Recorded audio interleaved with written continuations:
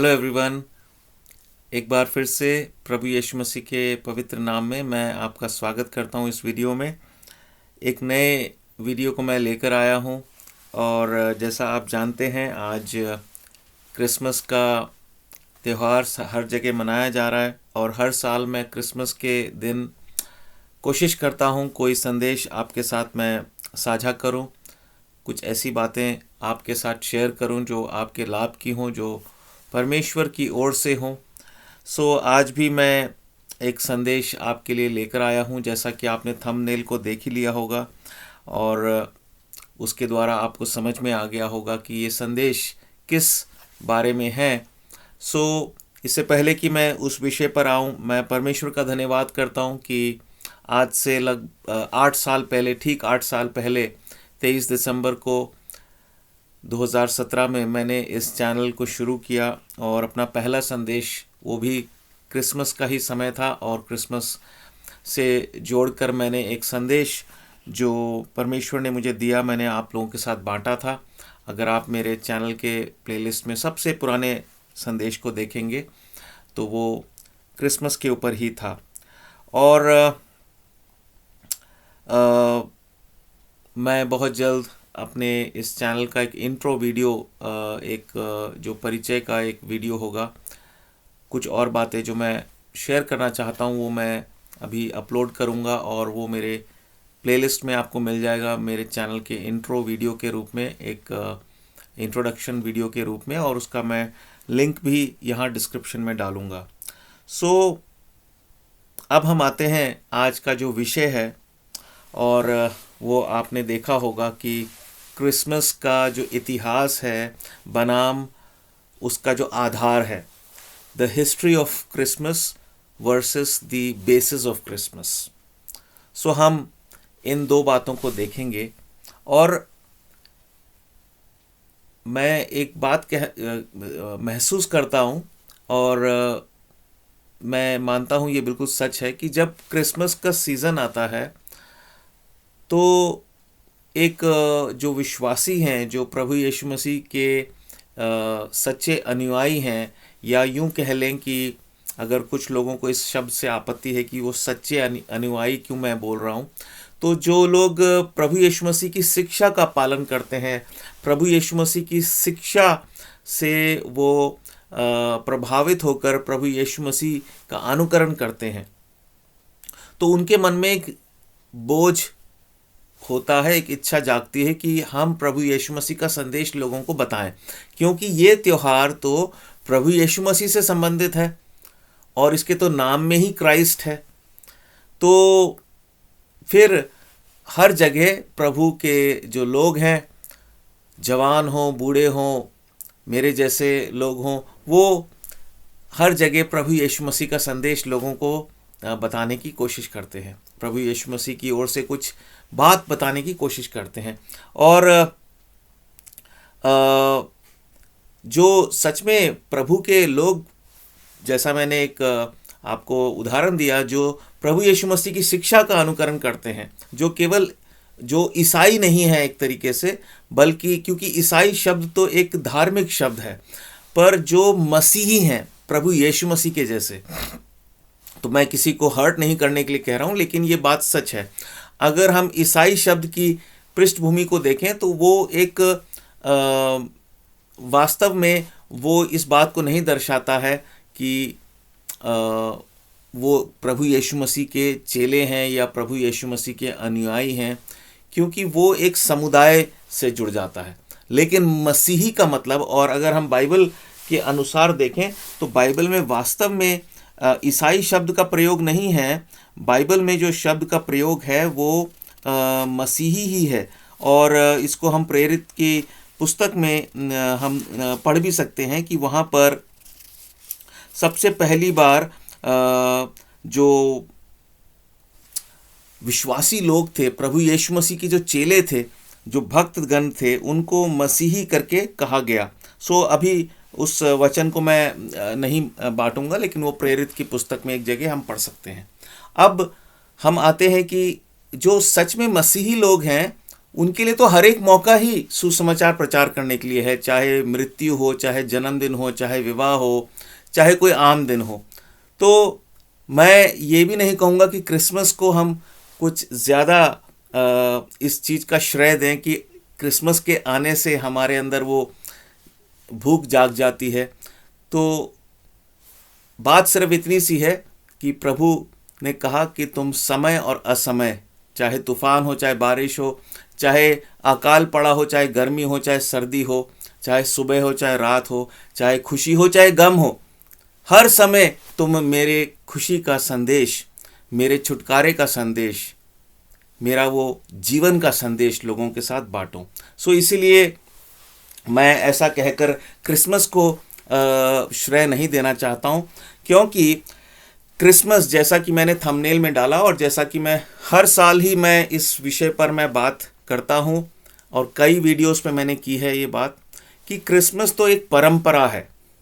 और अगर आप इसके विषय में जानना चाहते हैं तो मुझे उसके लिए अलग से आपको जानकारी देने की ज़रूरत नहीं है, क्योंकि आपको गूगल पर, इंटरनेट पे बहुत सी जानकारियाँ मिल जाएंगी। सिर्फ थोड़ा सा एहतियात आपको बरतना होगा कि आप एक विश्वसनीय वेबसाइट से जाकर देखें।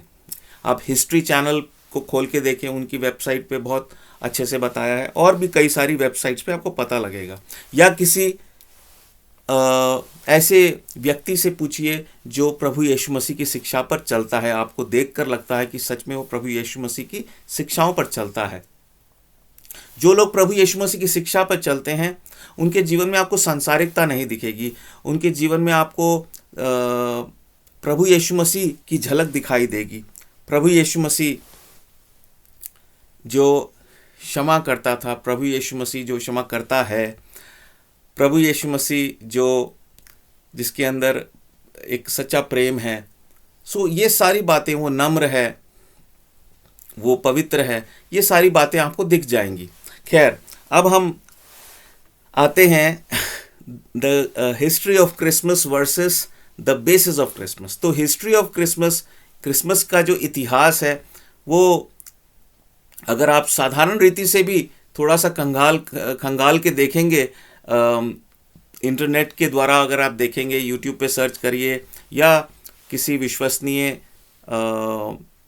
मसीही व्यक्ति से पूछिए, तो वो बताएगा कि ये तो एक प्रथा है जो कुछ लोगों ने ईस्वी 300 ईस्वी के आसपास, आज से लगभग 1700 साल पहले, 1750 साल पहले जो शुरू हुआ। तो अब मैं उसके इतिहास में वास्तविक जो घटनाएं उसमें मैं नहीं जाऊंगा, ना ही उसके विषय में मुझे ज़्यादा ज्ञान है।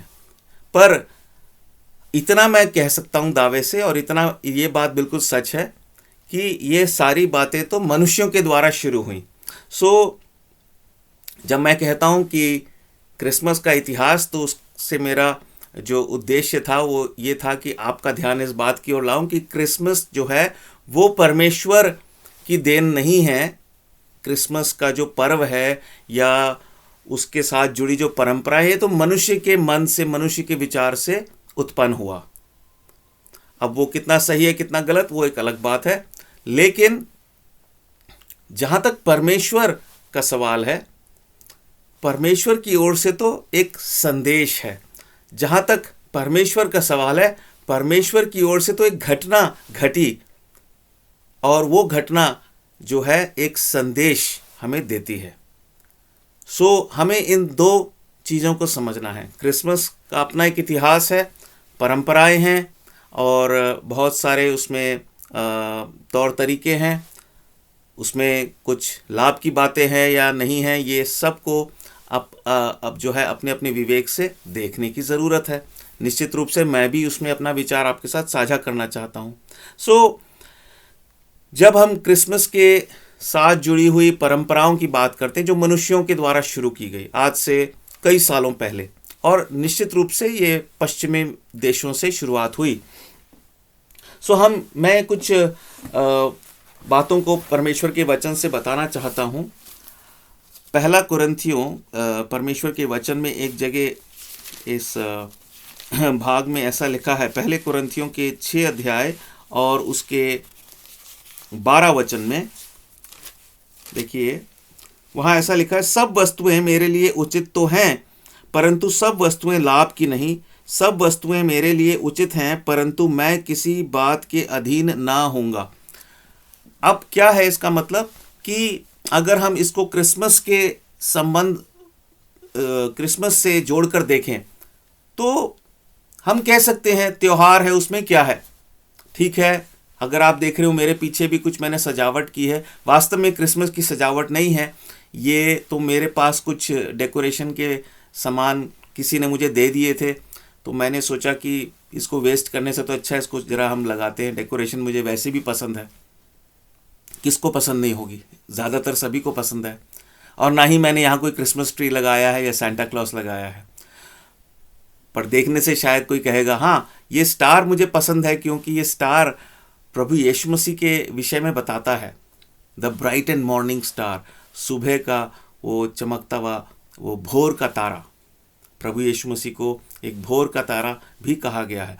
सो हम देखते हैं कि यहाँ पर लिखा है कि सब वस्तुएं मेरे लिए उचित तो हैं, परंतु सब वस्तुएं लाभ की नहीं हैं।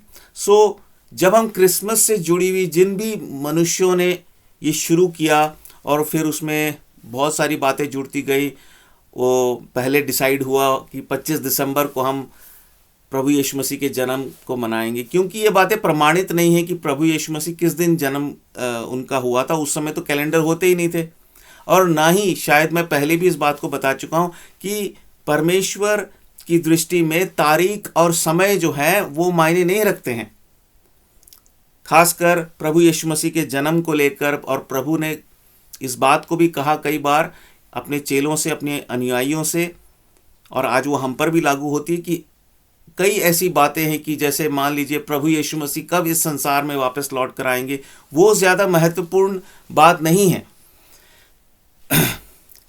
किस नज़रिए से वो महत्वपूर्ण नहीं कि हम अगर उसी में जो है हम उसमें रिसर्च करने लग जाए और पता लगाने की कोशिश करें कि कब है, वो ज़रूरी नहीं। हाँ, ये बात ज़रूर है कि प्रभु का आना निकट है, वो नज़दीक है, और हमें उस बात को बताना भी है लोगों को, और उसको ध्यान में रख के अपने आप को तैयार भी करना है।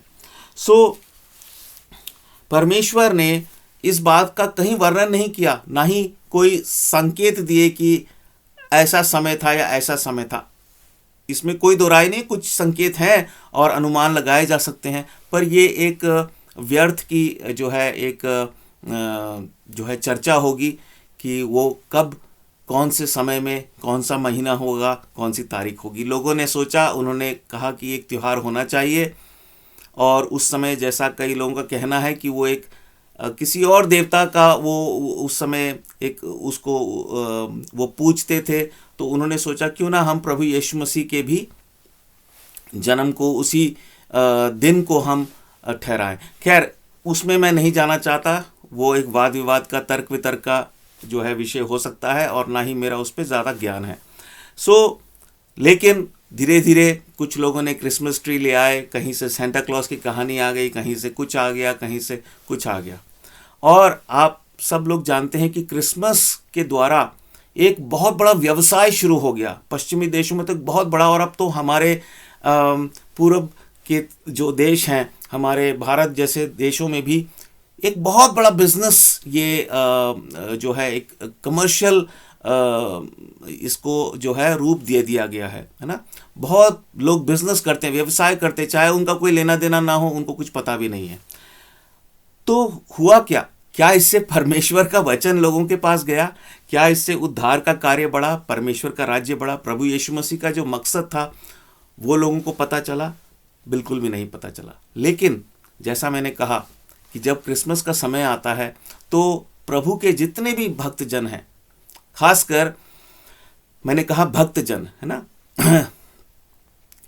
वो उनको एक बोझ होता है कि हम प्रभु के बारे में बताएं, हम प्रभु यीशु मसीह के संदेश को बताएं लोगों को, जैसा कि मैं इस समय आपके साथ कर रहा हूं। और बहुत से लोग अपने अपने तरह से खुशियां मनाते हैं, लेकिन जो प्रभु के सच्चे भक्त हैं उनको तो हर समय उनकी एक ही इच्छा होती है कि हम प्रभु का संदेश लोगों के साथ बांटें। और इसीलिए प्रभु ने इस क्रिसमस के मौके को भी जो है एक लाभ का मौका बना दिया है, क्योंकि क्रिसमस के समय पर बहुत से लोग जो विरोध भी करते हैं, पर इतना नहीं करते, वो कहते चलो आज हम सुन ही लेते हैं। बहुत सी ऐसी गवाहियां हैं लोगों की।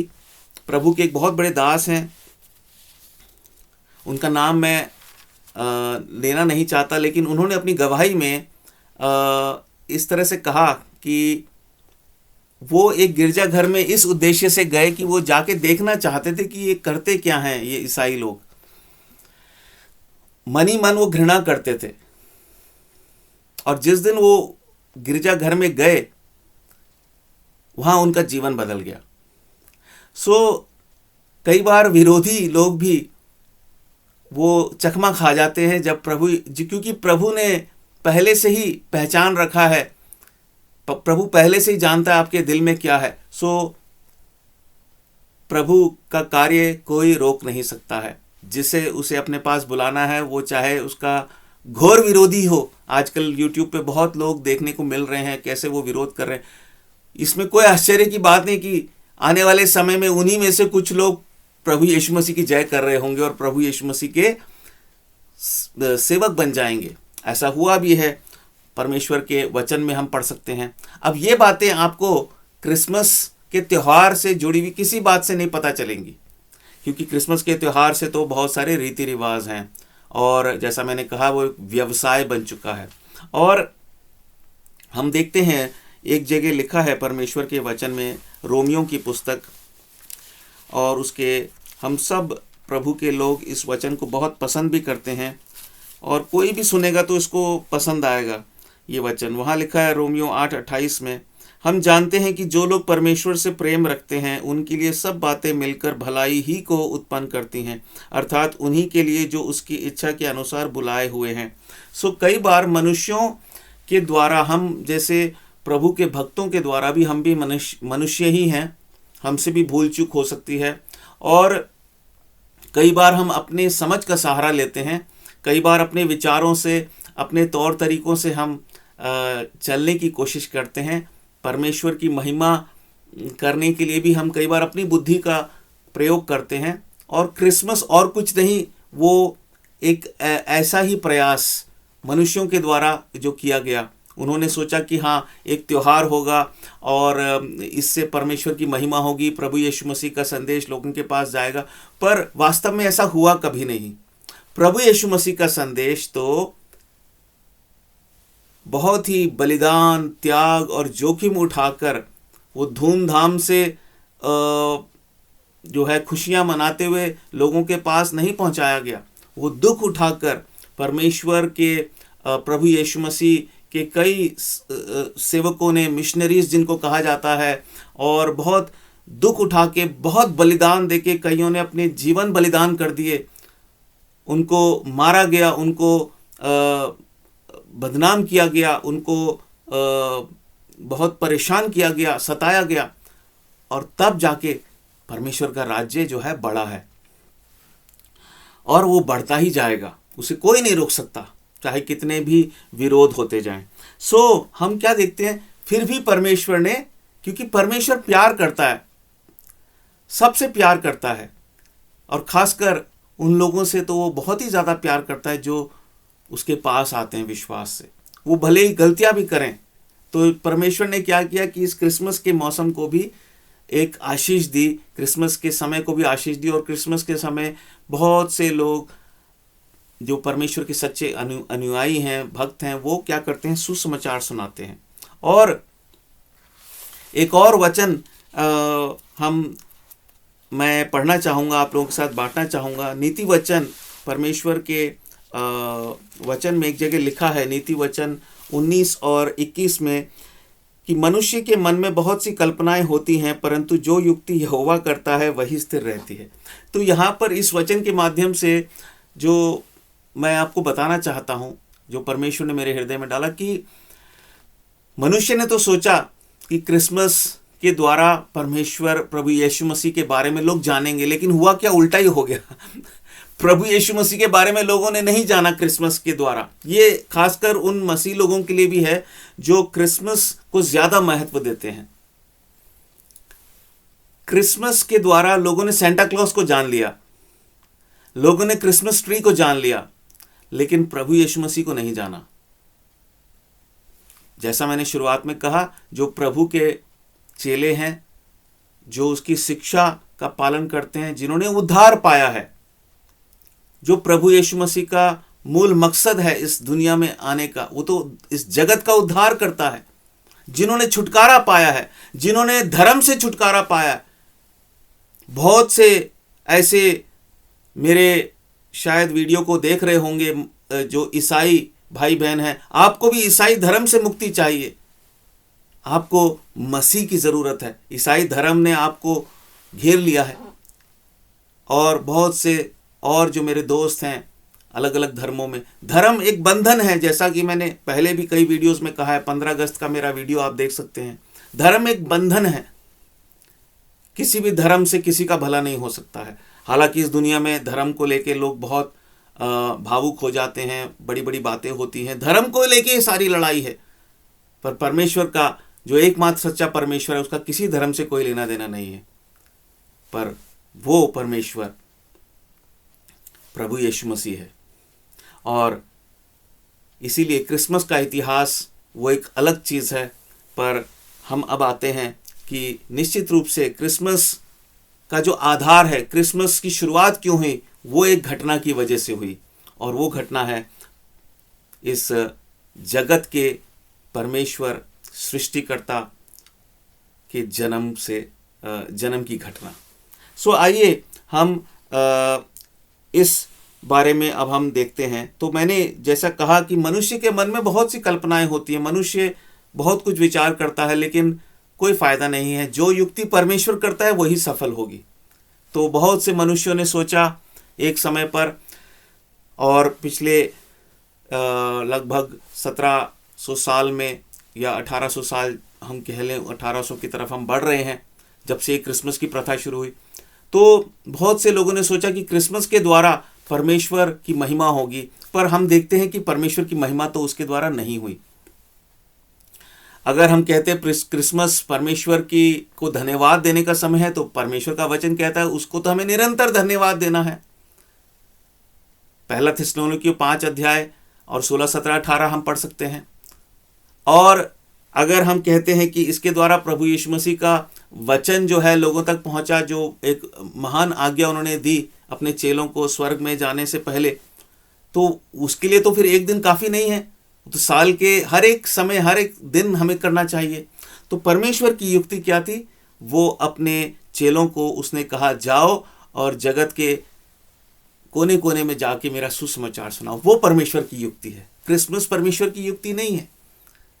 आज देख लीजिए क्रिसमस के द्वारा क्या हो रहा है, बिला वजह लोग लड़ रहे हैं। आजकल मैं देख रहा हूं कि कुछ लोग जो इस धर्म को लेके लड़ते रहते हैं, ये तो होता ही आया है इस दुनिया में और होता ही रहेगा। तो वो लोग विरोध कर रहे हैं सेंटा क्लॉज का। अरे सेंटा क्लॉज की क्या गलती है? ना तो वो प्रभु यीशु मसीह का दास है, या अगर चलो कुछ कहते हैं कि वो कोई एक पादरी था, लेकिन वो प्रभु यीशु मसीह का तो वचन नहीं बता रहा था। वो तो ठीक है, एक समाज सेवा कर रहा था, और उसी के तो क्या है, किसी को कुछ नहीं पता। लेकिन जैसा मैंने कहा, the history of Christmas versus the basis of Christmas. Do you know the basis of Christmas? क्या आपको क्रिसमस का आधार पता है? ये क्रिसमस आया क्यों? ये तो बात सच है कि कुछ तो था, और वो घटना जरूरी है। और वो केवल घटना नहीं है, वो एक संदेश है। क्योंकि मेरे प्रिय भाई और बहनों, मेरे दोस्तों, आप ज़रूर इस वीडियो को पूरा देखिए। थोड़ा देर से बोल रहा हूँ, लेकिन 20 मिनट का वीडियो हो चुका है, लेकिन फिर भी आप इस वीडियो को पूरा देखिए, और ज़रूर आपको कुछ लाभ इससे होगा। कि परमेश्वर जो भी करता है उसके द्वारा एक संदेश आपको और मुझे मिलता है। ये सृष्टि अभी चल रही है, आपकी और मेरी धड़कनें अभी चल रही हैं। इन सब चीज़ों से हमें कुछ संदेश परमेश्वर देना चाहता है। परमेश्वर वास्तव में वो एक संदेश है। परमेश्वर, लिखा है बाइबल में, लिखा है आदि में वचन था। परमेश्वर वचन है, और अगर हम उस वचन को नहीं समझेंगे तो हमारा जीवन व्यर्थ है, बेकार है। और वो संदेश क्या है, इससे पहले कि हम उस संदेश को समझें, जो क्रिसमस का जो आधार है, जिसका वास्तव में क्रिसमस नाम के त्योहार से कुछ लेना देना नहीं है, पर वो घटना है। और वो घटना क्या है? प्रभु यीशु मसीह का जन्म। प्रभु यीशु मसीह का जन्म एक महत्वपूर्ण घटना है, जिसको ध्यान में रखकर लोगों ने क्रिसमस की परंपरा शुरू की, एक पर्व शुरू किया। अब जब हम प्रभु यीशु मसीह के जन्म के बारे में बात करते हैं, बहुत से लोगों को मालूम है कि क्रिसमस क्यों मनाया जाता है। वो सेंटा क्लॉस का जन्मदिन नहीं है, या कोई किसी दूसरे कारण से नहीं। वो तो प्रभु यीशु मसीह के जन्म को लोग मनाते हैं, उनकी जन्म की एक जिसको हम बोलते हैं एक साल में उसको याद करते हैं एक बार, और सालगिरह जिसको बोलते हैं। और अब सब लोगों को पता है प्रभु यीशु मसीह का जन्म तो कुंवारी के द्वारा हुआ, पर कई लोग पूछते हैं कि कुंवारी के द्वारा क्यों जन्म लिया। कई लोग उस पर विश्वास भी नहीं करते, लेकिन कई लोग पूछते हैं कि कुंवारी के द्वारा क्यों जन्म हुआ। और फिर दूसरा प्रश्न आता है, या आ सकता है किसी के मन में, कि वो एक बालक बन के क्यों आए, एक बच्चे की तरह क्यों आए। अगर वो इस जगत के उद्धार करता है तो वो सीधे सीधे एक जो है जवान पुरुष के रूप में आ सकते थे। तो ये सवाल हमारे मन में आ सकता है। तो इन दो सवालों को हम ध्यान में रख के कुछ बातों को देखेंगे। सबसे पहले, वो क्यों एक कुमारी से उन्होंने जन्म लिया, और उसका हम देखते हैं जवाब हमें मिलता है कि परमेश्वर को, क्योंकि परमेश्वर का वचन कहता है सब ने पाप किया, हम सब पापी हैं इस दुनिया में, और हम जन्म ही हमारा पाप में हुआ है, और इसीलिए हमारे लिए एक पवित्र बलिदान के रूप में परमेश्वर ने खुद जन्म लिया। हम एक वचन को पढ़ते हैं यशाया की पुस्तक, और उसके 53 अध्याय से हम इस वचन को पढ़ेंगे। यशाया 53 अध्याय और उसके 7 वचन को हम देखेंगे। वह सताया गया तो भी वह सहता रहा और अपना मुंह न खोला। जिस प्रकार भेड़ वध होने के समय और भेड़ ऊन कतरने के समय चुपचाप शांत रहती है, वैसे ही उसने भी अपना मुंह न खोला। प्रभु यीशु मसीह हमारे लिए एक पवित्र बलिदान के रूप में आया।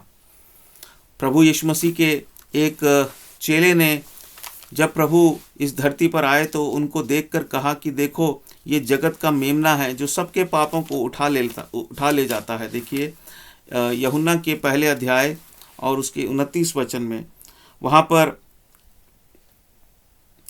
यूहन्ना बपतिस्मा देने वाले ने प्रभु यीशु मसीह की ओर देखकर कहा, देखो, यह परमेश्वर का मेमना है जो जगत का पाप उठा ले जाता है।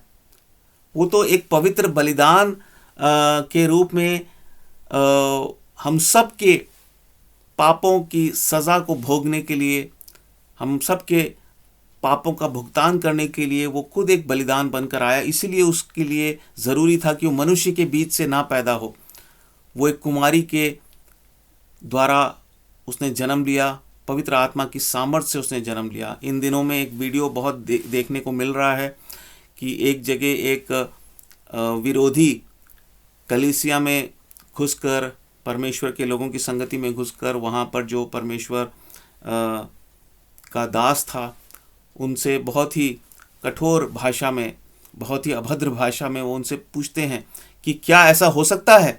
और फिर वो एक महिला से भी बहुत अभद्रता से बात करते हुए कहता है, क्या ऐसा हो सकता है।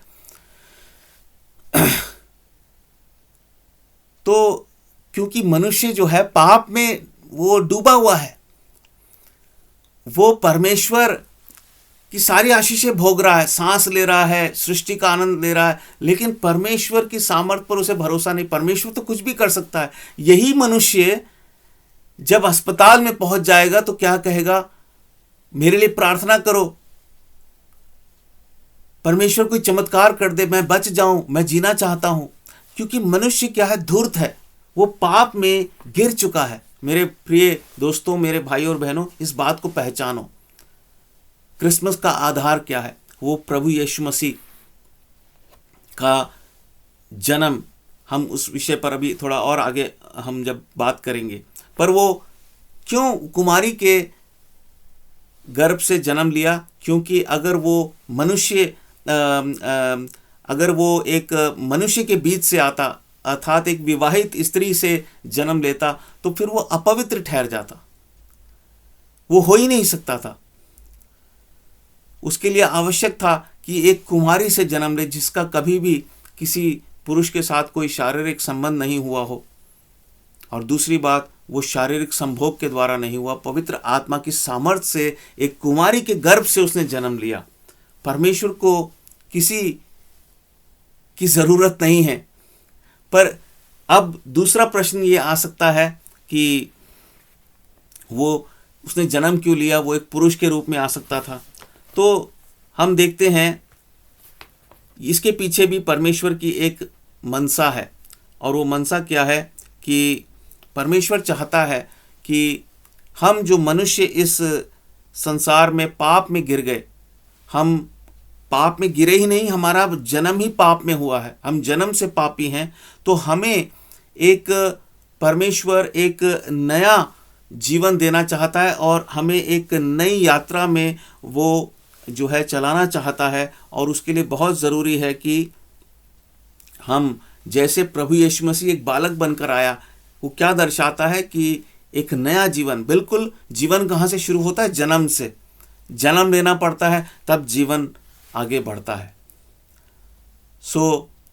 हमारे लिए एक उदाहरण है कि हम भी एक नए यात्रा पे हम निकल पड़े और एक नए मनुष्य बन जाएं। इसीलिए एक जगह प्रभु यीशु मसीह के विषय में कहा गया कि वो दूसरा आदम है। पहला आदम, जिसे परमेश्वर ने पहले पुरुष के रूप में बनाया और उसके लिए एक स्त्री बनाई और उन्हें मनुष्य कहा, वो दोनों तो पाप में गिर गए, और उनको पहला आदम हम कह सकते हैं। और हम देखते हैं पहले कुरिन्थियों के 15 अध्याय में इस तरह से लिखा है, उसके मैं कुछ वचनों को पढ़ूंगा।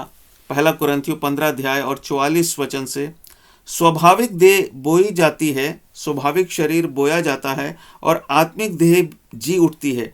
जबकि स्वाभाविक देह है तो आत्मिक देह भी है। ऐसा ही लिखा भी है कि प्रथम मनुष्य अर्थात आदम जीवित प्राणी बना, और अंतिम आदम अर्थात प्रभु यीशु मसीह जीवनदायक आत्मा बना। परंतु पहले आत्मिक ना था, पर स्वाभाविक था, इसके बाद आत्मिक हुआ। प्रथम मनुष्य धरती से अर्थात मिट्टी का था, दूसरा मनुष्य स्वर्गीय है। जैसा वह मिट्टी का था वैसे ही वे भी हैं जो मिट्टी के हैं, और जैसा वह स्वर्गीय है वैसे ही वे भी हैं जो स्वर्गीय हैं। और जैसे हमने उसका रूप धारण किया जो मिट्टी का था, वैसे ही उस स्वर्गीय का रूप भी धारण करेंगे। तो थोड़े से कठिन वचन है, लेकिन इसका निचोड़ क्या है कि प्रभु यीशु मसीह हमारे लिए वो एक आदर्श है। वो एक ऐसा मनुष्य बनकर आया जिसमें कोई पाप नहीं था, और वो उसने एक बालक के रूप में जन्म लिया, जिससे कि हम भी एक नई शुरुआत कर सकें एक बालक के रूप में। परमेश्वर का वचन एक जगह कहता है कि जब तक हम बालक के तरह ना बने, तब तक हम स्वर्ग के राज्य में प्रवेश नहीं कर सकते। लूका 18 और उसका 17। और इसीलिए जो संदेश हमें मिलता है प्रभु यीशु मसीह के जन्म से, वो ये है कि हमें भी एक नया जन्म लेना ज़रूरी है, और वो नया जन्म प्रभु यीशु मसीह पर विश्वास करने से, अपने पापों को अंगीकार करने से हमें मिलता है। दूसरी बात क्या है कि एक और हम इस बात यहाँ से एक संदेश हमें मिलता है, क्यों वो उसने एक बालक के रूप में उसने जन्म लिया, या एक नए जन्मे बालक के रूप में वो आया। तो प्रभु यीशु मसीह कहता है कि चाहे कोई छोटे बच्चे हों, कई बार हम सोचते हैं बच्चों को इन चीज़ों की ज़रूरत नहीं है, लेकिन चाहे छोटी उम्र के बालक भी हों, वो भी प्रभु के पास आ सकते हैं। जब प्रभु यीशु मसीह एक बच्चे से उसने शुरुआत की, एक बालक के रूप में, तो हमारे मनुष्यों के भी जो बच्चे हैं, मनुष्यों में भी जो बाल अवस्था में हैं, छोटी उम्र में हैं, प्रभु ने कहा बच्चों को मेरे पास आने दो, यही लूका 18 और उसके 16 में। और बच्चों के लिए भी एक संदेश है कि आपको भी प्रभु यीशु मसीह के शरण में आने की ज़रूरत है। आप ऐसा ना सोचें कि बहुत बड़े होने के बाद आप ये निर्णय लेंगे। मैं परमेश्वर का धन्यवाद करता हूँ कि जब मैं 10.5 साल का था तब मैंने प्रभु यीशु मसीह का वचन सुना और मैंने उस पर विश्वास किया। हालांकि परमेश्वर अपने समय में हमें एक भक्त के रूप में वो खड़ा करता है, ये उसका अपना एक तरीका है, सबके लिए अलग हो सकता है, लेकिन परमेश्वर चाहता है कि चाहे हम छोटे ही क्यों ना हों, इसलिए वो बालक के रूप में आया और छुटपन से ही उसने परमेश्वर की महिमा करनी शुरू की। और हम देखते हैं आखिर में कि वो हमारे लिए एक पूर्ण बलिदान बनकर आया, पूरा बलिदान है। इसलिए उसने एक नए जन्मे हुए बालक से लेकर एक पूरे डील डॉल में बढ़कर एक पुरुष की अवस्था में जब वो आया, और तब जाके उसने जो है हमारे लिए अपने प्राणों की आहुति दी। इससे हम देख सकते हैं कि वो हमारे लिए ठीक समय पर, ऐसा लिखा है रोमियो की पुस्तक में कि जब हम निर्बल ही थे तो ठीक समय पर मसीह हमारे लिए जो है बलिदान हुआ। देखिए हम इस वचन को पढ़ते हैं, रोमियो 5 और उसके 6 में लिखा है, क्योंकि जब हम निर्बल ही थे तो मसीह ठीक समय पर भक्तिहीनों के लिए मरा। हम लोग भक्तिहीन थे, पापी थे और हम सत्य से बिल्कुल अलग थे, हमें सत्य का ज्ञान नहीं था, लेकिन प्रभु यीशु मसीह हमारे लिए एक प्रायश्चित उसने किया। पहले यूहन्ना के हम देखते हैं एक और वचन को, और वहाँ पर इस तरह से लिखा है कि वो हमारे लिए एक प्रायश्चित ठहरा। प्रेम इसमें नहीं कि हमने परमेश्वर से प्रेम किया, पर इसमें है कि उसने हमसे प्रेम किया और हमारे पापों के प्रायश्चित के लिए अपने पुत्र को भेजा। प्रभु यीशु मसीह इसलिए आया। तो क्रिसमस का आधार क्या है? वो प्रभु यीशु मसीह का जन्म है, जो किस लिए हुआ? हमारे लिए एक पवित्र बलिदान की ज़रूरत थी। अगर हमें मुक्ति चाहिए, नरक से बचना है, अगर हमें मुक्ति चाहिए, हम पापों से छुटकारा चाहते हैं, पापों की क्षमा चाहते हैं, परमेश्वर को पाना चाहते हैं, परमेश्वर के प्रेम को पाना चाहते हैं, परमेश्वर के साथ अपना मेल मिलाप करना चाहते हैं, तो हमारे लिए कौन बलिदान देगा? और इसीलिए प्रभु यीशु मसीह ने एक बालक के रूप में जन्म लिया, कुमारी के गर्भ से जन्म लिया। वो इसीलिए एक बालक के रूप में आया। हमारे लिए एक संदेश है कि हमें भी, जब तक हम बालक की तरह ना बन जाएं, हम एक जो है नए जीवन की शुरुआत नहीं कर सकते, और ना ही हमें बालक की ही दशा में रहना है जहाँ तक हमारे स्वभाव का सवाल है। एक बालक के जैसा मासूम और कोमल स्वभाव का बनकर ही तभी हम स्वर्ग के राज्य में प्रवेश कर सकते हैं, नम्र बनकर।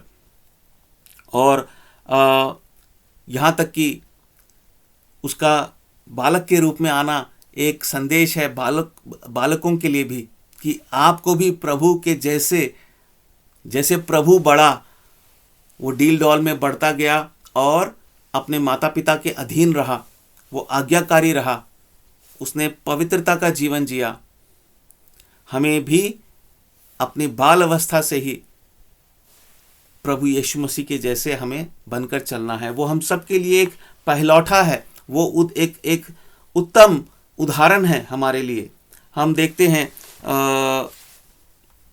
प्रभु यीशु मसीह को पहलौठा कहा गया। ना केवल वो सृष्टि में पहलौठा है, बल्कि वो मरने वालों में से फिर से जी उठने वालों में पहलौठा है। हम देखते हैं मरकर जी उठने वालों में वो पहलौठा है। कुलोसियों की पत्री और उसका हम एक वचन पढ़ेंगे, कुलोसियों और उसका पहला अध्याय और 15 वचन। वहाँ लिखा है, वह तो अदृश्य परमेश्वर का प्रतिरूप और सारी सृष्टि में पहलौठा है। इसीलिए प्रभु यीशु मसीह ने एक कुमारी के गर्भ से जन्म लिया, उसने मनुष्य के बीच से जन्म नहीं लिया। और फिर क्या है, आगे लिखा है, वही देह अर्थात कलीसिया का सिर है, वही आदि है और मरे हुओं में से जी उठने वालों में पहलौठा, कि सब बातों में वही प्रधान ठहरे। प्रभु यीशु मसीह ने परमेश्वर का, वो परमेश्वर के पुत्र के रूप में आया। उसने पिता की सब आज्ञाओं का पालन किया, पिता का आदर किया और अपने जन्म से लेके अपनी मृत्यु तक वो परमेश्वर के प्रति आज्ञाकारी रहा, वो पवित्र रहा।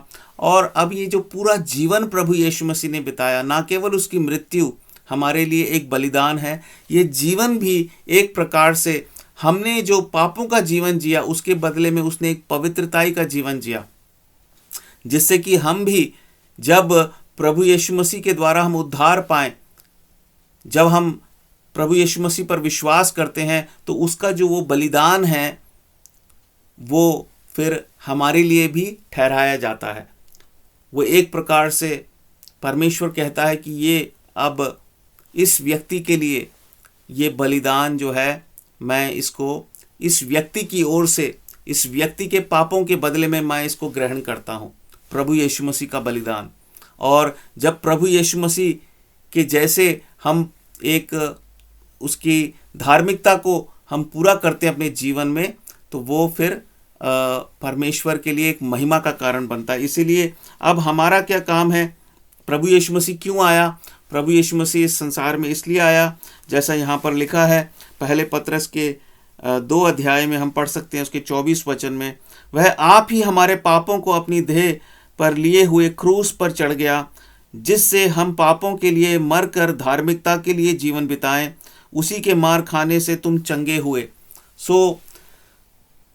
न केवल उसकी मृत्यु बल्कि अब उसका जीवन भी हमारे लिए एक उदाहरण है, एक संदेश है।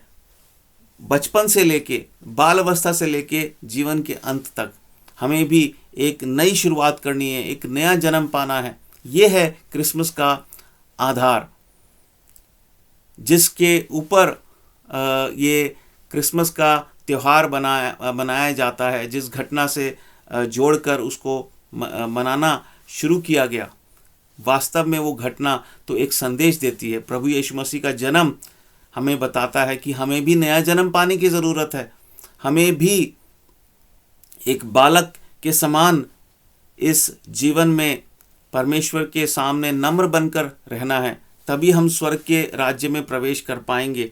और जिस तरह से प्रभु यीशु मसीह ने बचपन से ही परमेश्वर की महिमा की, हमें भी अपने जीवन की शुरुआत से ही परमेश्वर की महिमा करना सीखना है। प्रभु यीशु मसीह एक ऐसी उम्र में, एक ऐसे आयु में उन्होंने अपना जो है प्राण बलिदान किया, जब हम मनुष्य उस उम्र में लगभग 33 साल की उम्र जैसा अनुमान लगाया गया। तो जब प्रभु यीशु मसीह ने क्रूस पर अपना बलिदान दिया, तो ये भी एक संकेत देता है, क्यों नहीं वो और वृद्ध होकर और बूढ़े होकर उन्होंने अपना बलिदान किया। क्योंकि यहाँ पर भी एक संदेश है कि हमें ज़्यादा समय हमारे पास नहीं है, हम बुढ़ापे तक इंतज़ार ना करें। हालांकि हम देखते हैं परमेश्वर तो हर एक उम्र के लोगों पर दया करता है। कई बार बहुत बुजुर्गी में भी लोग प्रभु की शरण में आते हैं, पर ज़्यादातर देखने में क्या आता है, ये एक संदेश है कि ऐसा लिखा भी है कि भला है, अच्छा है कि मनुष्य जवानी में परमेश्वर का जुआ उठा ले। क्योंकि जब एक बार व्यक्ति जवानी को क्रॉस कर लेता है तो फिर उसके लिए बहुत मुश्किल हो जाता है। इसीलिए इससे हमें एक संदेश ये भी मिलता है कि ज़्यादा हमें जो है परमेश्वर को आजमाना नहीं है, परमेश्वर के संयम का हमें नाजायज़ फ़ायदा नहीं उठाना है, और जितना जल्दी हो सके हमें प्रभु के शरण में आ जाना है। देखिए, एक जगह एक वचन मैं पढ़ना चाहता हूँ, परमेश्वर के वचन में से एक जगह लिखा है विलाप गीत की पुस्तक में, और उसके 3 अध्याय और 27 वचन में, पुरुष के लिए जवानी में जुआ उठाना भला है। अर्थात जवानी में ही वो प्रभु के शरण में आ जाए तो कितनी भली बात होगी। बचपन में ही प्रभु की शरण में आ जाए तो कितनी भली बात होगी। तो प्रभु यीशु मसीह तो सब बातों में पिता के प्रति आज्ञाकारी रहा पूरे जीवन भर, और उसी तरह से अब हमें भी जब हम उद्धार पा लेते हैं तो प्रभु की धार्मिकता के लिए जीवन बिताना है। तो ये जो संदेश है, ये क्रिसमस के जो साथ जुड़ी हुई परंपराएं हैं उसके द्वारा हमें ये संदेश नहीं मिलता है। वो तो सिर्फ एक मन बहलाने का एक तरीका है, ना ही उससे परमेश्वर की आराधना होती है या उसकी महिमा होती है। परमेश्वर चाहता है कि हम साल में एक दिन खुशी ना मनाएं, हम हर समय आनंदित रहें, हर समय लोगों को उसके छुटकारे का संदेश दें। हमारे लिए क्रिसमस या गुड फ्राइडे या ईस्टर ये काफ़ी नहीं है। हमारे लिए क्या चीज़ काफ़ी है? मनुष्यों के लिए क्या चीज़ काफ़ी है? परमेश्वर की आशीष पाने के लिए उसका अनुग्रह काफ़ी है। परमेश्वर ने कहा मेरा अनुग्रह तुम्हारे लिए काफ़ी है। और उसका अनुग्रह हम कैसे पा सकते हैं? सरल विश्वास के द्वारा। विश्वास कैसे आएगा? परमेश्वर के संदेश को सुन के। परमेश्वर का संदेश कहाँ से आएगा? उसके वचन में से आएगा। किसी प्रचारक की बुद्धि से या समझ से नहीं, किसी मनुष्य के तर्क वितर्क के द्वारा नहीं, उसके ज्ञान के द्वारा नहीं, परमेश्वर के इस साधारण वचन से। और प्रिय भाई और बहनों, इससे पहले कि मैं अंत करूं, हम देखते हैं कि ये मैसेज जो परमेश्वर का संदेश है किसके लिए है। ये तमाम बातें, ये प्रभु किन के लिए, प्रभु ने जन्म क्यों लिया, किन के लिए लिया? प्रभु का वचन कहता है उसने खोए हुओं को वो ढूंढने आया। जो लोग इस संसार में अपने आप को बहुत ही वो कंफर्टेबल महसूस करते हैं, बहुत आरामदायक वो महसूस करते हैं, संसार से उन्हें कोई दिक्कत नहीं है, इस संसार की चाल ढाल से उन्हें कोई दिक्कत नहीं है, वो खोए हुए नहीं हैं। उन्होंने संसार को अपना घर मान लिया है, उन्हें संसार में कोई भी दिक्कत नजर नहीं आती है। इसका मतलब क्या है? वो प्रभु का संदेश वो समझ नहीं पाएंगे, वो ग्रहण नहीं कर पाएंगे। प्रभु ने कहा मैं भले चंगों के लिए नहीं आया, भले चंगों को मेरी ज़रूरत नहीं है। भले चंगों से प्रभु का मतलब था जो अपने आप को धर्मी समझते हैं, अपने आप को बहुत ही परमेश्वर की दृष्टि में वो बड़ा समझते हैं। परमेश्वर का नहीं, पर जो अपने पापों को महसूस करते हैं, जिन्हें लगता है कि सच में वो बहुत अयोग्य हैं परमेश्वर की दृष्टि में, वो पवित्र नहीं हैं और उन्हें किसी की ज़रूरत है, वो ढूंढ रहे हैं परमेश्वर को। प्रभु यीशु मसीह ऐसों के लिए आया। प्रभु यीशु मसीह का संदेश ऐसे लोगों के लिए है। प्रभु यीशु मसीह का संदेश ऐसे लोगों के लिए, प्रभु ने कहा जिनके कान हो वो सुन ले। प्रभु का जन्म प्रभु ने इसलिए लिया, उन लोगों को संदेश देने आया जो सुनना चाहते हैं परमेश्वर की बात को, जो सच्चाई को जानना चाहते हैं। प्रभु उनके लिए आया जो प्यासे हैं। प्यासे से मतलब प्रभु ने कहा कि जो प्यासा हो मेरे पास आए, और प्यासे से मतलब जिसको जीवन चाहिए, क्योंकि हमारे शरीर के जीवन के लिए भी हमें पानी की ज़रूरत है। सबसे पहले हमें जल की ज़रूरत है, उसके बाद भोजन की। और हम देखते हैं कि यहाँ पर जब प्रभु कहता है कि जो प्यासा हो मेरे पास आए, देखिए बाइबल के आखिरी में भी बिल्कुल प्रभु ऐसी ही बात कह रहा है। प्रकाशित वाक्य 22 अध्याय के 17 वचन में वो कहता है, आत्मा और दुल्हन दोनों कहती हैं आ, और सुनने वाला भी कहे आ। जो प्यासा हो वह आए, और जो कोई चाहे वह जीवन का जल सेंत में ले ले। प्रिय भाई और बहनों, कोई भी महंगी चीज़ अगर मैं आपको फ्री में दूं, इसका मतलब ये नहीं कि इसकी कीमत नहीं है। ये बहुत कॉस्टली चीज़ है। जीवन बहुत महंगा है, वो सेंत में प्रभु दे रहा है। इसका मतलब ये नहीं कि हम उसका आदर ना करें, उसको सोचें कि ये तो छोटी सी चीज़ है। बहुत महंगी चीज़ है। सेंत में देने से उसकी कीमत कम नहीं हो जाती। कोई आपको हीरा मुफ्त में दे दे, इसका मतलब ये नहीं कि वो हीरा सस्ता हो गया। इसका मतलब सिर्फ ये है कि आपके ऊपर बहुत बड़ा उपकार वो कर रहा है कि वो इतना महंगा हीरा आपको सेंत में फ्री में दे रहा है, मुफ्त में दे रहा है। प्रभु यीशु मसीह ऐसे लोगों के लिए आया जो जीवन की कीमत को समझते हैं।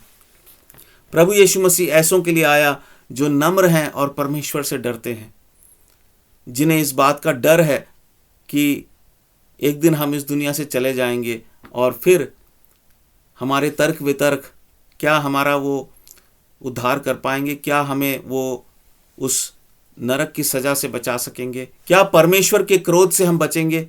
परमेश्वर के दंड से हम बचेंगे?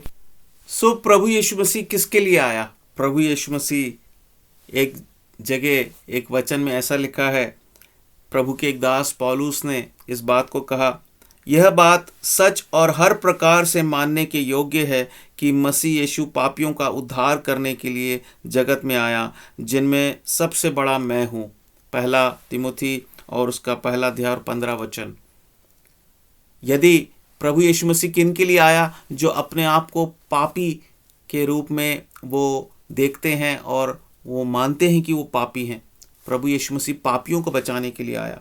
वो कहता है इसमें कोई संदेह नहीं कि मसीह यीशु पापियों का उद्धार करने के लिए जगत में आया। प्रिय दोस्तों, प्रिय भाई और बहनों, हमें इस बात को भूलना नहीं है। क्रिसमस का आधार ये है। क्रिसमस का आधार क्रिसमस ट्री, सांता क्लॉस और क्रिसमस की तमाम परंपराएं नहीं हैं। क्रिसमस का आधार प्रभु यीशु मसीह का जन्म है। प्रभु यीशु मसीह का जन्म एक संदेश देता है। प्रभु क्यों आया? वो पापियों का उद्धार करने के लिए आया। वो खोए हुओं को ढूंढने आया। वो जो पाप के रोगी हैं उन्हें चंगाई देने आया।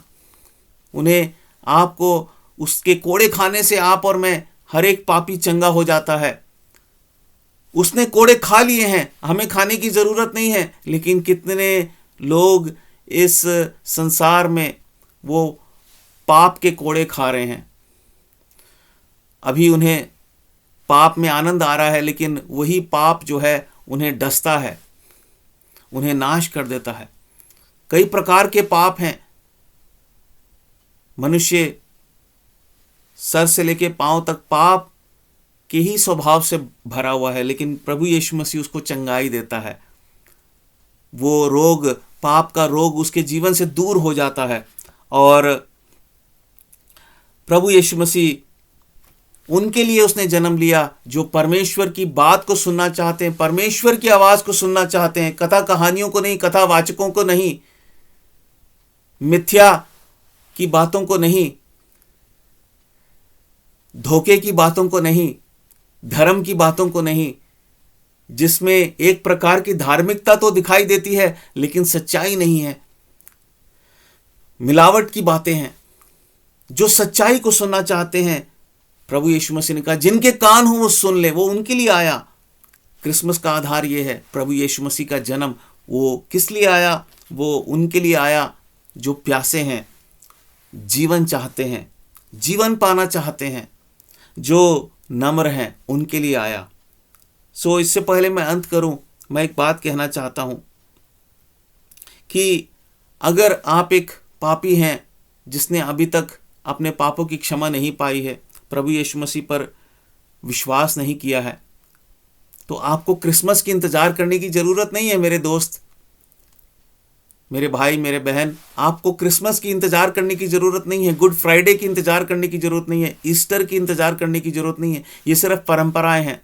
आपको किसी भी चीज़ की इंतजार करने की ज़रूरत नहीं है। प्रभु आपके पास है। सिर्फ उसको पुकारिए और उससे पूछिए, अपने दिल की जो सवाल है उससे पूछिए और उसे कहिए प्रभु मेरे दिल में आ, मुझसे बात कर और मुझे बता तू कौन है। मैं दंड नहीं पाना चाहता। और अगर आप एक ईसाई हैं, आप क्रिसमस मनाते हैं, आप गुड फ्राइडे मनाते हैं, ईस्टर मनाते हैं, लेकिन बाकी साल भर आप सुसमाचार प्रचार नहीं करते, तो केवल क्रिसमस के लिए आप वेट मत कीजिए, गुड फ्राइडे के लिए वेट मत कीजिए, ईस्टर के लिए वेट मत कीजिए। प्रभु का वचन दूसरों को बताने के लिए आपको और मुझे हर समय प्रभु का वचन दूसरों को बताना है। इन परंपराओं के अधीन मत हो जाइए। और अगर आप एक पापी हैं, आपको ना क्रिसमस से कोई लेना देना, ना गुड फ्राइडे से कोई लेना देना, ना ईस्टर से कोई लेना देना, और ठीक है, कोई बात नहीं अगर नहीं लेना देना, लेकिन आप मन भी नहीं फिराना चाहते, तो मेरे दोस्त, मेरे भाई, मेरे बहन, आपके लिए एक महत्वपूर्ण बात मैं बताना चाहता हूँ अंत करने से पहले। प्रभु के वचन में इस तरह से लिखा है कि यह परमेश्वर के सच्चे न्याय का स्पष्ट प्रमाण है कि तुम परमेश्वर के राज्य के योग ठहरो, जिसके लिए तुम दुख भी उठाते हो, क्योंकि परमेश्वर के निकट यह न्याय है कि जो तुम्हें क्लेश देते हैं उन्हें बदले में क्लेश दे, और तुम्हें जो क्लेश पाते हो हमारे साथ चैन दे। उस समय जबकि प्रभु यीशु अपने सामर्थी दूतों के साथ धधकती हुई आग में स्वर्ग से प्रकट होगा, और जो परमेश्वर को नहीं पहचानते और हमारे प्रभु यीशु के सुसमाचार को नहीं मानते उनसे पलटा लेगा। वे प्रभु के सामने से और उसकी शक्ति के तेज से दूर होकर अनंत विनाश का दंड पाएंगे। मेरे प्रिय दोस्त, मेरे भाई बहन, प्रभु यीशु मसीह का जन्म, जीवन, उनका मरना, उनका कब्र में गाड़े जाना और उनका फिर से जी उठना और अब वापस लौट के आना, ये कोई हंसी मजाक की बातें नहीं, कोई मिथ्या की बातें नहीं है। यदि आप ऐसा सोचते हैं तो जोखिम है, क्योंकि यहाँ पर वचन में लिखा है, जिन्होंने प्रभु के लोगों को सताया, प्रभु उनसे तो पलटा लेगा ही लेगा, अपने लोगों को शांति देगा। पर जिन्होंने सताया और प्रभु को पहचानने से इनकार कर दिया, प्रभु के सुसमाचार का भी अपमान किया, उसको ठट्ठों में उड़ाया, प्रभु उनसे पलटा लेगा और उन्हें विनाश का दंड प्रभु देगा। वो विनाश का दंड पाएंगे, कोई छोटा मोटा दंड नहीं, अनंत काल का विनाश का दंड। तो क्रिसमस का आधार ये है। क्रिसमस तो एक परंपरा है, पर क्रिसमस जिस घटना पर आधारित है, वो घटना प्रभु यीशु मसीह का जन्म है। वो वहीं ख़त्म नहीं हुई, उसके बाद उनका जीवन, उनका संदेश, उनकी मृत्यु, उनका गाड़ा जाना, उनका फिर से जी उठना और अब इस पृथ्वी पर फिर से लौट कर आना, वो इस जगत का सृष्टि करता है। एक आखिरी वचन मैं पढ़कर फिर समाप्त करूंगा और एक छोटी सी प्रार्थना मैं आप लोगों के लिए करूंगा। देखिए, यहाँ पर लिखा है इब्रानियों की पुस्तक और उसके पहले अध्याय के पहले वचन से, पूर्व युग में परमेश्वर ने बाप दादों से थोड़ा थोड़ा करके और भांति भांति से भविष्यद्वक्ताओं के द्वारा बातें कर इन अंतिम दिनों में हमसे पुत्र के द्वारा बातें की, जिसे उसने सारी वस्तुओं का वारिस ठहराया और उसी के द्वारा उसने सारी सृष्टि की रचना की है। वह उसी की महिमा का प्रकाश और उसके तत्व की छाप है और सब वस्तुओं को अपनी सामर्थ के वचन से संभालता है। वह पापों को धोकर ऊंचे स्थानों पर महामहिमन के दाहिने जा बैठा। प्रभु यीशु मसीह इस सृष्टि का बनाने वाला है और वही हमारा न्याय करेगा। इस अंतिम युग में परमेश्वर ने अपने पुत्र के द्वारा स्वयं को हमारे बीच में मनुष्य के रूप में प्रकट करके हमसे बातें की। पहले उसने अपने भविष्यद्वक्ताओं के द्वारा बातें की, इस पृथ्वी पर रहने वाले हमारे पूर्वजों से बातें की, और अब वो इस अंतिम युग में 2025 ईस्वी प्रभु यीशु मसीह का युग है। प्रभु यीशु के द्वारा परमेश्वर ने हमसे बातें की हैं। परमेश्वर का वचन कहता है प्रभु यीशु मसीह परमेश्वर का भेद है। तो वास्तव में क्रिसमस तो एक परंपरा है, लेकिन क्रिसमस का आधार जो है वो प्रभु यीशु मसीह का जन्म है, और वो एक हमें महत्वपूर्ण संदेश देता है कि हमें नया जन्म पाना है।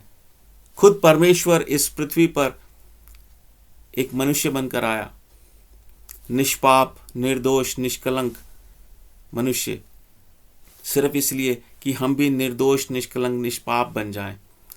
उसने केवल जन्म ही नहीं लिया, उसने हमारी खातिर मृत्यु की सज़ा अपने ऊपर ले ली, मृत्यु को भोगा, जिससे कि हम मरने से बच जाएं और हम अनंत काल का जीवन पाएं।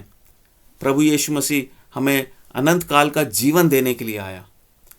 परमेश्वर आप सबको इस संदेश के द्वारा आशीष दे और आने वाला साल आपके लिए बहुत ही आशीषों से भरा हुआ हो। खासकर प्रभु यीशु मसीह के द्वारा आप उद्धार की आशीष पाएं। आइए हम प्रार्थना में अपने सिरों को झुकाएं, और इससे पहले कि मैं इस वीडियो को समाप्त करूं, मैं आपके लिए एक छोटी सी प्रार्थना करूंगा। प्यारे पिता, मैं धन्यवाद करता हूं, आपने प्यारे परमेश्वर इन वचनों को बांटने में मेरी सहायता की। प्यारे प्रभु, ये आपके वचन हैं। प्यारे प्रभु, आपने कहा स्वर्ग और पृथ्वी टल जाएगा लेकिन मेरे वचन कभी नहीं टलेंगे। मेरी प्रार्थना है प्रभु जी, इस संदेश को सुनने वाले हर एक भाई बहन को आप बड़ी आशीष दें। यदि उनका उद्धार नहीं हुआ है, आप प्यारे परमेश्वर उनकी आंखें खोलें, और प्यारे पिता उन्हें पश्चाताप का अवसर दें कि वे मन फिरा सकें और आपके पुत्र और प्यारे परमेश्वर इस जगत के उद्धारकर्ता प्रभु यीशु मसीह के संदेश पर वो विश्वास करें, उन्हें अपने मुक्तिदाता के रूप में ग्रहण करें, और प्यारे परमेश्वर उस पाप के दंड से, उस नरक के दंड से वो बच जाएं और एक नए जीवन की शुरुआत कर सकें, एक नया जन्म वो पाएं। प्यारे पिता, जो प्यारे परमेश्वर आपके विरोधी हैं उन पर भी तरस खाएं, और प्यारे पिता उन्हें भी नम्र करें, और प्यारे परमेश्वर उनकी आंखें खोलें कि वो जान सकें प्यारे पिता कि वो पौलुस की तरह वो आपको सताते हैं प्यारे परमेश्वर, और वो प्यारे परमेश्वर पैने पे लात मारना उनके लिए कठिन है प्यारे पिता, उनके लिए हानिकारक है, वो आपसे नहीं लड़ सकते प्यारे पिता, और प्यारे परमेश्वर उन्हें हानि होगी, इसलिए प्यारे पिता वो अपनी प्राण की हानि ना उठाए प्यारे पिता, और आपके चरणों में आ जाएं प्यारे पिता। आपका धन्यवाद हो प्यारे प्रभु इस अवसर के लिए, इन सब बातों को बांटने के लिए प्रभु आपने मुझे अवसर दिया, मैं इसके लिए आपका धन्यवाद करता हूँ। इस प्रार्थना को सुनिए धन्यवाद के साथ, प्रभु यीशु मसीह के नाम से मांगता हूँ, आमीन आमीन। आपको परमेश्वर की ओर से बहुत आशीष मिले। God bless you.